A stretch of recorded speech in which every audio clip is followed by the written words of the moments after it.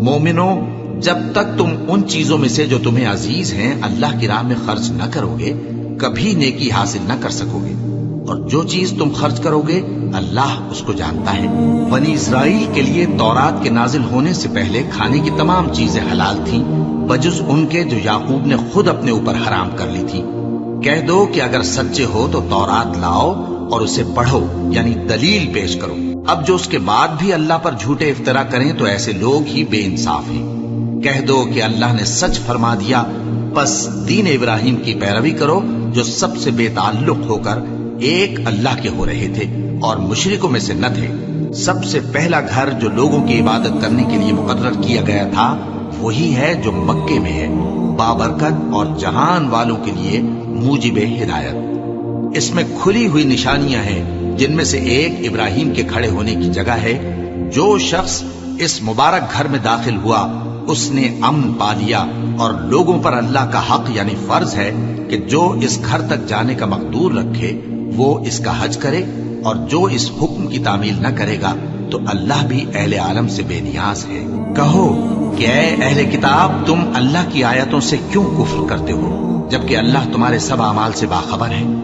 کہو کہ اے اہل کتاب، تم مومنوں کو اللہ کے رستے سے کیوں روکتے ہو اور باوجود کہ تم اس سے واقف ہو اس میں کجی نکالتے ہو، اور اللہ تمہارے کرتوتوں سے بے خبر نہیں؟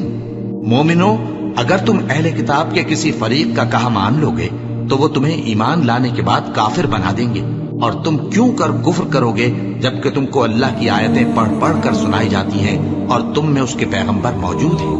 اور جس نے اللہ کی رسی کو مضبوط پکڑ لیا وہ سیدھے رستے لگ گیا۔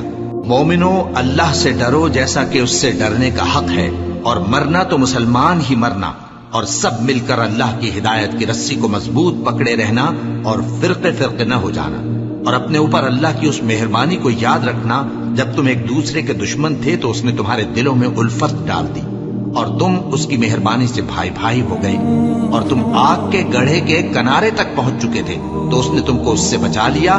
اس طرح اللہ تم کو اپنی آیتیں کھول کھول کر سناتا ہے تاکہ تم راہ راست پر رہو۔ اور تم میں ایک جماعت ایسی ہونی چاہیے جو لوگوں کو نیکی کی طرف بلائے اور اچھے کام کرنے کا حکم دے اور برے کاموں سے منع کرے۔ یہی لوگ ہیں جو کامیاب ہیں، اور ان لوگوں کی طرح نہ ہونا جو متفرق ہو گئے اور صاف احکام آنے کے بعد ایک دوسرے سے اختلاف کرنے لگے۔ یہ وہ لوگ ہیں جن کو قیامت کے دن بڑا عذاب ہوگا، جس دن بہت سے منہ سفید ہوں گے اور بہت سے سیاہ۔ تو جن لوگوں کے منہ سیاہ ہوں گے ان سے اللہ فرمائے گا، کیا تم ایمان لا کر کافر ہو گئے تھے؟ سو اب اس کفر کے بدلے عذاب کے مزے چکھو۔ اور جن لوگوں کے منہ سفید ہوں گے وہ اللہ کی رحمت کے باغوں میں ہوں گے اور ان میں ہمیشہ رہیں گے۔ یہ اللہ کی آیتیں ہیں جو ہم تم کو ٹھیک ٹھیک پڑھ کر سناتے ہیں، اور اللہ اہل عالم پر ظلم نہیں کرنا چاہتا، اور جو کچھ آسمانوں میں اور جو کچھ زمین میں ہے سب اللہ ہی کا ہے، اور سب کاموں کا انجام اللہ ہی کی طرف ہے۔